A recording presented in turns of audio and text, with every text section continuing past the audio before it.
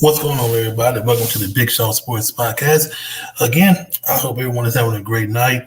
Let's get right into it. So, ladies, basketball right now.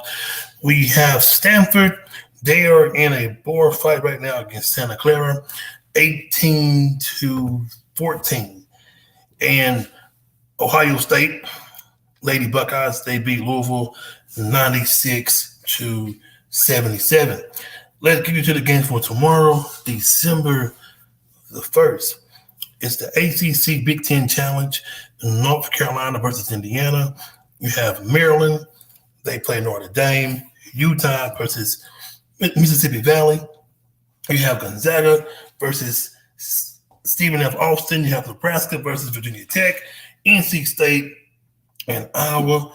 And Michigan versus Miami. I'm going to give you my picks for these games as well. I haven't had a chance to watch any college basketball so far this year. I've just been watching little glimpses here and there, but I do see and I do know what's going on. It's early in the season for the men's and the ladies, but Indiana, they're number 5. North Carolina is number 6. They're both undefeated. North Carolina is 6-0, and Indiana is 7-0. So my pick is going to go for Indiana. That's for the ACC Big Ten Challenge. And here we have Maryland versus Notre Dame. Notre Dame is number 7. Maryland is number 20. Again, this is the ACC Big Ten Challenge. I am going for Maryland. Utah, Mississippi Valley. I'm going with Mississippi Valley. I'm a big fan of that division down there in the SWAC. This is the Pac-12 SWAC Legacy Series. Gonzaga versus Stephen F. Austin. Gonzaga is 6-1. Stephen F. Austin is 5-1. I'm going with Stephen F. Austin. Nebraska, they're 5-2. Virginia Tech, they're 6-0. Again, this is the Big Ten Challenge here. I'm going with Virginia Tech in this one. NC State is 6-1. Iowa is 5-2. I gotta go with NC State. Michigan versus Miami. Michigan is 7-0. Miami is 6-2. Miami Hurricanes. That's the one I'm picking for that game. We're gonna get into the news at the end of the show. So we're gonna give you all the scores and everything for each sport today. On to men's college basketball. Again, this is the ACC Big Ten Challenge. The North Carolina Tar Heels versus Indiana. They're playing right now on ESPN. North Carolina, 29. Indiana, 35. And in the next game here in the ACC Big Ten Challenge, you have Michigan State versus Notre Dame. This score is 42-24 Notre Dame. Purdue, they beat Florida State 79-69. Purdue is number 5. So they're good for the games tomorrow because I will not be here on Friday. I have a busy schedule on Friday, so we're going to do the show tonight. So these are the games for tomorrow. The Big Ten, it's the Big East, Big 12 battle. I apologize. Oklahoma, they're 5-2. UConn, they're 8-0, and they're number 8. Creighton, they're 6-1, and they're number 7. They're going up against Texas. They're number 2, and they're 5-0. Arizona, they're 6-0. They're going up against Utah. They're 5-2. Arizona is number 4. Seton Hall, they're 4-3. They're going up against Kansas. They're number 9. They're 7-1. And UCLA, they're number 21. They're 5-2. Going up against Stanford. They're 3-4. So let's give you the scores. Let's give you the picks for these games here. UConn, Oklahoma State. This game can go both ways. But like I said, I haven't watched college basketball enough, but I've been watching glimpses here and there every so often. So I like Oklahoma State. I like what they got going on. So I'm going to pick them to upset UConn tomorrow. Creighton versus Texas. I love Texas. I like what they got going on there, but I tell you what, Creighton will beat Texas. Arizona and Utah, I'm going with Arizona. Seton Hall and Kansas. Kansas is too strong. I'm going with Kansas and UCLA and Stanford. I'm going with UCLA. So let's jump to the NFL right quick. We have the time. Thursday night football. Got a good game going on tomorrow, guys. Very good game. The Buffalo Bills, they're 8-3. They're playing New England. They're 6-5. Should be a pretty good game. But I'm picking the Bills for this game. They should be 9-3. So, yesterday we went over all the games from yesterday for the games on Sunday. So we're going to do it again. We're going to run over these games again just in case for those that missed it and didn't get a chance to hear it. So the games, the NFL games for Sunday, December 4th, we have the Pittsburgh Steelers versus the Atlanta Falcons. But I'm not going to give my picks for this. Green Bay versus the Bears, the oldest rivalry in the NFL. Jacksonville versus the Detroit Lions. The Jets versus the Vikings. The Commanders versus the Giants. But I will say this much. The NFC East is shaping up really good. If anybody would say that they had the Commanders with a 7-5 record and making noise in an NFC East, you're full of crap. Nobody thought the Jets would be this good. If you say that now, and you say, oh, Ben said the Jets was going to be good, you're full of crap. Not a lot of people believed in the Jets. Not a lot of people believed in the Jets, nor the Commanders. We didn't think they would be like this. I thought the Commanders would be in the bottom of the NFC East, but they're not. They're making noise. They could be that dark horse team in the NFC East to give the Eagles a run. You just never know. You'll be surprised. So let's talk about the NFC East right now. Let's talk about that. The NFC East, you have Dallas, Philly, Eagles, Giants. This is going to be a dogfight between these two teams. It's going to be a real dogfight. The Giants, they have something to prove. Same thing for the Commanders. They have something to prove. I think the winner of this game, will make some noise going forward. Who will be a threat to Philadelphia? Is it the Eagles? Is it the Commanders? Is it the Giants? Somebody can take the Eagles down. But again, the Eagles, they're flying pretty high right now. So let's just get back on course for the games on Sunday. Jacksonville versus the Lions. We have the Jets, Vikings. I'm just going back over. Then the Commanders, Giants, Titans, Eagles. Should be an interesting game. We have the Broncos, Ravens. A lot of things going on right now behind closed doors with the Denver Broncos. Russell Wilson, has he fallen off? That's the biggest question right now. Has Russell Wilson fallen off? The answer is yes. I think he has. I think it's the end of the road for Russell Wilson. I really do think so. He had a great time in Seattle. But as time got on in Seattle, you can see things are starting to change rapidly with Russell Wilson in Seattle. And now in Denver, he has hit rock bottom really hard in Denver. So I do think changes do need to happen. Something needs to happen in the offseason because these players, they aren't feeling Russell Wilson. He threw a party. Hardly any other player showed up. But some did. Some did, but not all of them. It wasn't a team thing. A lot of the players didn't show up because I don't think they're happy about Russell Wilson out there in Denver. You know, a lot of people was head over heels when Russell Wilson was heading to Denver. Seattle knew what they were doing. You put this man in Denver, oh my God, Jerry Jeudy, you got Courtland Sutton. You would think, man, Denver is going to do something with these guys. No, Denver is just playing like absolute trash. Absolute trash. So something has to be done. Is this the end of the road for Russell Wilson? My honest opinion, absolutely it has to be. Something has to be done again in order for it to work in Denver. What is the problem? We know it's Russell Wilson. Is it the coach? Is it the players around him? Something is going on in Denver that we can't see. But if you pay attention real closely, these players are not on the same page at all with Russell Wilson. Yes, he's a star quarterback. His name rings bells. But I was one of the ones that was against Russell Wilson going to Denver. I just didn't think it was a good fit. But we're going to take a break and we'll come right back. Thank you.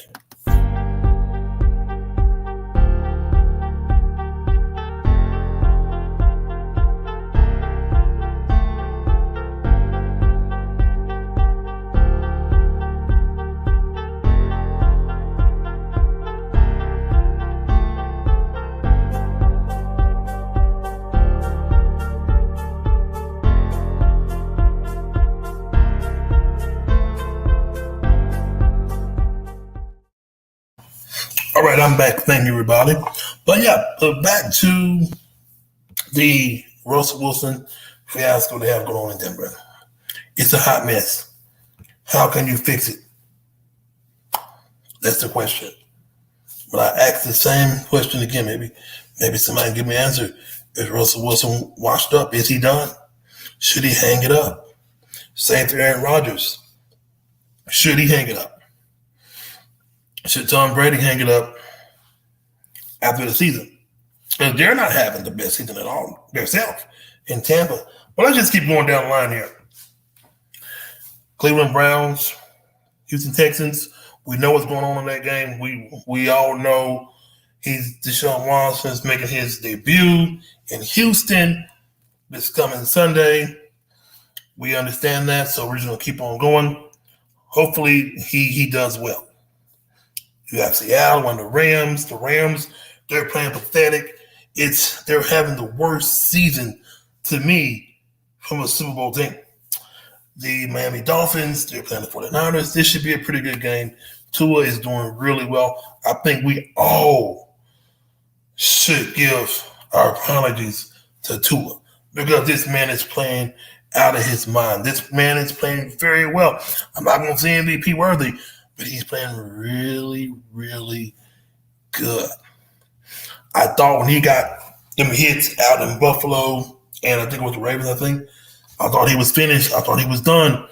Man came back, bounced back, doing pretty damn well, if you ask me. So hopefully the Dolphins can run the table and get into the playoffs. Then we have the Bengals and the Chiefs. Patrick Mahomes, he's the man. Joe Burrow, he's getting better. And you got the Chargers, Raiders, Cowboys, Colts. Then you have Monday Night Football. I don't really feel the vibe for this game. The Buccaneers and Saints, that should be a pretty good game. So let's just jump into college football. We know the rankings were out. A lot of the rankings that a few people said it came true. The top four stayed the same. 5 and 6 was the battle. Ohio State over Alabama. 5 and 6. You know why Ohio State was over Bama? Because I just honestly think Bama wasn't the better team this year. This was not a great Alabama Crimson Tide team. This is not the same team that I was accustomed to seeing. I was used to seeing TJ Yeldon and Julio Jones and guys like that, but we didn't have these guys, some type of guys this year in the fold. But Alabama kept pushing. They kept going. The guys didn't give up. So wherever we land and whatever happens, actually starting Friday, December 2nd, everything will start to shape up really Friday in the Pac-12 championship game, USC and Utah. That's going to be something to watch out for. A lot of SEC fans, a lot of Ohio State fans are looking at that game. They're doing this. Can we get the first upset come Friday against USC and Utah? We're going to see. I won't be able to watch that game all day, but it will be something special if Utah can pull it off and beat USC and get my tight end. So ask this question here. USC's number 4. They dropped. Would the committee jump Ohio State and put Bama in 4? Who had the body? Who had the best body of work? Alabama or Ohio State? In some instances, Alabama really showed us who they were. In some instances. Now, Ohio State, they showed us what they can really do. Yeah, they got one about Michigan, but my argument was this. Tennessee blew out LSU, beat them bad, beat the brakes off of them. Alabama lost them at one point. Alabama lost the close to LSU. But again, I would be more scared. I'm going to tell you this now. I would be more scared to play Ohio State than Alabama. Because Ohio State, they're pissed off right now. They're really mad right now. I would be scared to play them. But of course, my guy, Robbie Dawson, he thinks Alabama would be. But I would be more scared to play Alabama, Ohio State right now. Yeah, I'm a Bama fan. But I'm telling you, I would be more scared to play the Ohio State than Alabama. Because you know what you can do with Alabama all day? You can throw the ball on them all day long. They cannot stop a pass to save their life. And I said, how are we getting this far? Because of the defense. You can run, but you really can't run as good on Alabama, but you can pass the ball. You can bet your ass you can pass the ball on Bama all day. But Ohio State, they're the pissed off bunch of Buckeyes. And I wouldn't want to play them. But we're gonna see starting Friday against Utah and USC how everything shapes up. Then we have it on Saturday. Kansas State and TCU. I will watch this game. I will be up. To watch this game at 9 o'clock in the morning. Number 3, TCU and Kansas State. I will be watching this game. And I do think Utah will cover. And Kansas State and TCU, well, I said the other day, this is not going to be a walk in the park for TCU. I know a lot of people, they're picking TCU to run all over them. But no, if you haven't seen Kansas State play, go see them play. I think it's going to be a very good game. It's going to be a close game, a real close game. I've seen Kansas State play. Them boys, them men can play. Don't take K-State lightly. If you take them lightly, I'm going to say this, just like LSU did. They took Texas A&M. They played with Texas A&M. You got to think, when these teams don't have nothing to lose like Texas A&M did, they're going to come out hungry. They're going to come out thirsty. They're going to be ready to whoop you. And that's what Texas A&M did. They came out there. They played their asses off. LSU did. Oh, man, we're going to the SEC championship. But now it's meaningless. It's meaningless. Let me get back on K-State and TCU. I'm so sorry about that. But it's going to be a hard-fought game. I'm going to tell you who's going to win this right now. I'm going to say it. K-State will beat TCU. They're going to upset them. And guess what? Ohio State and Alabama is now lurking. And, I told somebody, when Alabama lost, I think it was to LSU or was it Tennessee, I said they're not going to drop as low as you think. No, they're going to drop to 11 or 12. I said, no. I said, listen to me.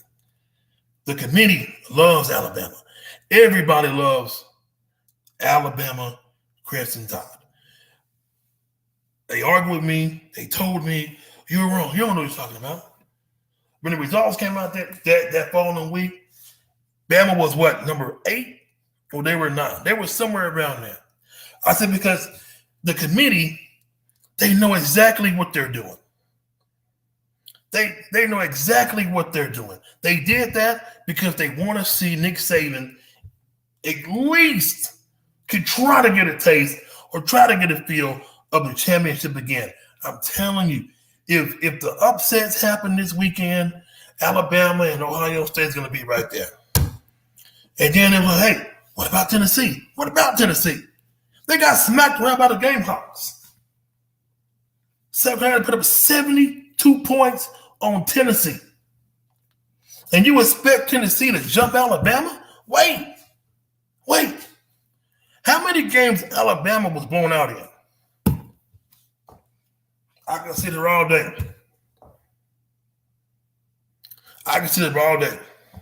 And you're right. You can't bet against them. You sat there, you argue. Well, what game that Bama got blown out one time this season? We ain't talking about last season, we're talking about this season. How many times? But I understand that Alabama didn't have the guys that we normally would have. But everybody still played their part. You see what I'm saying? Everybody still did their thing. So, but now we're all just sitting back and we're waiting and we're going to wait and we're going to wait. Then you got the meaningless SEC championship game. It's meaningless. You know why? Either way it goes, Georgia is going to play. Georgia is going to come out there with their heads ready to rock against LSU. It's going to be a ruckus crowd. It's going to be a bad day. It's going to be a bad day for LSU because Georgia is coming. Georgia's not going to take LSU lightly. I can promise you that.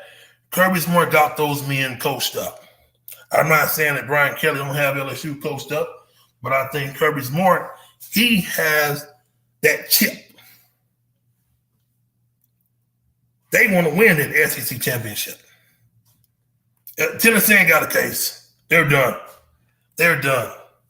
Tennessee's done. The way you lose matters. The committee chairman even said it.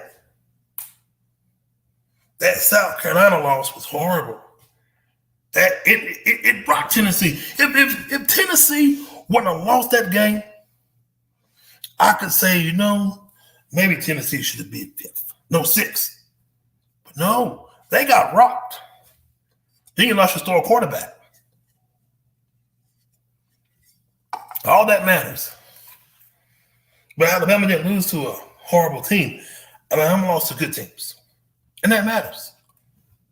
But the SEC championship is going to be a hell of a game. It's going to be a dog fight at first. But Georgia will prevail in that game. Now I was asked, matter of fact, last night again, do you think Georgia, if they lose, let's say they lose, hypothetically. I said, okay. If they lose, are they in? I said, bet your ass. Absolutely. Georgia lose the SEC championship. They're not going to move them. They're not going to move them. And I think Georgia knows that.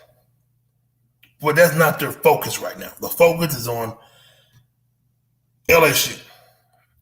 When I'm looking at their number, 14? That's where they're looking at right now.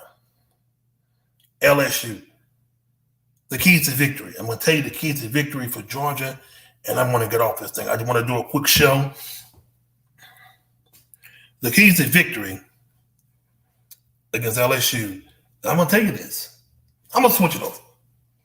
The keys to victory for LSU. I'm going to switch it. Since I never say anything positive about LSU, I'm going to say something positive. The keys to victory is this. Attack.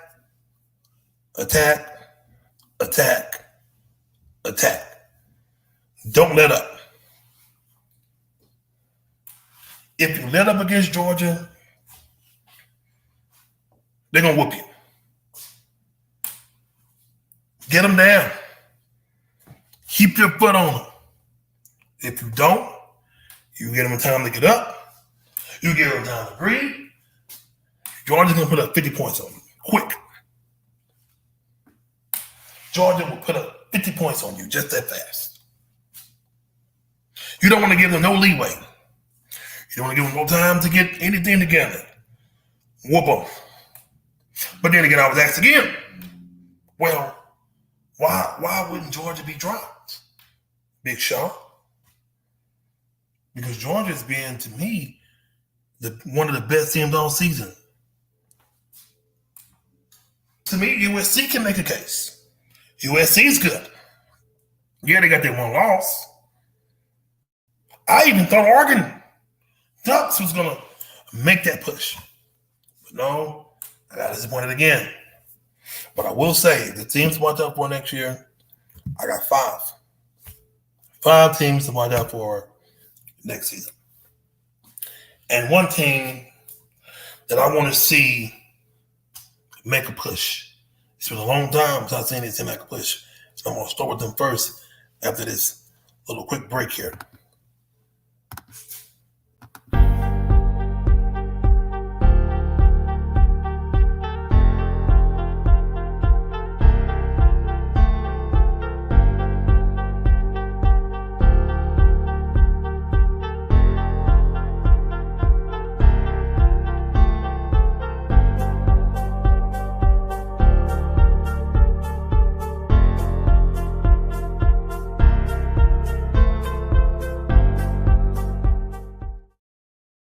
All right, I'm back, everybody. Okay, the team I want to see make a big push next year, they got their man. Matter of fact, it's 2. I want to see Nebraska, and I want to see Wisconsin. Bring back that winning atmosphere, those winning ways that they used to have. I've been out to Camp Randall before to a game. Could be one of the loudest places in the nation. Intimidating.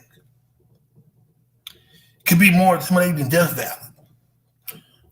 Could be more intimidating than Tennessee. Bring that winning atmosphere back to that university.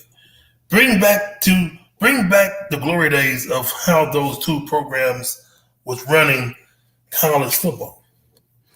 And also, I want to give the Miami Hurricanes.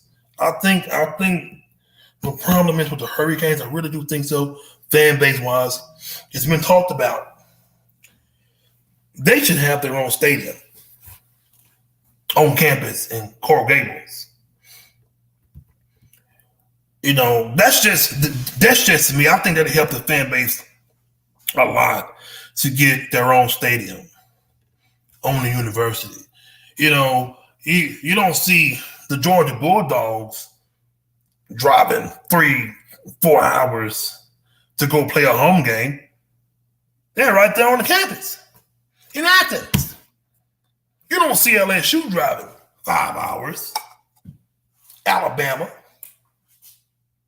The Gators. So, what's Miami's problem?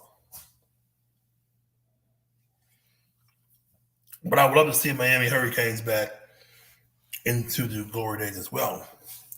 Powerhouse school. You know, it's a big time program still. You know, they didn't lose their swagger. Just have to find a way to get that swagger back to Miami, the U. You know, growing up, I watched Miami Hurricanes. Ken Dorsey, William Gahey, the running back, Jeremy Shockley, the great late Sean Taylor, one of the greatest safeties to ever step on the field. That team there was full of future first-round picks. I believe Antrell Rowe was on that team too. I have to go back and look. But that was a bad team. Can they bring that type of football back into Miami? They got the recruits all in Florida. That's where it's at.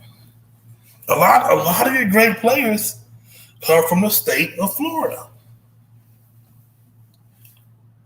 That's a proven fact. All of these great players has a Florida background. Some of the greatest players come from there. Do I got to name them? I don't have all day to name them, but I can. I can. We're going to take one last break. After that, talk about one more topic, and that's it.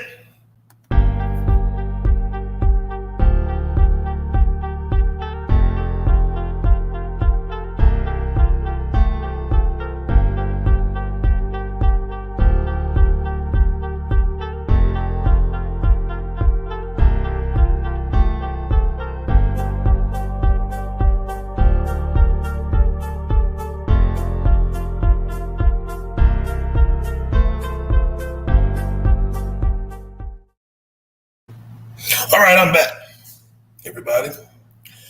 Let's just hope Miami Hurricanes get back to them glory days they used to have. So let's just get on one more topic right quick. The NBA topic right quick. We're going to go with WNBA. It's back in full swing for the game season. I'm ready to see those ladies kick some butt. But the NBA is heating up. It's getting better. Remember the New Orleans Pelicans?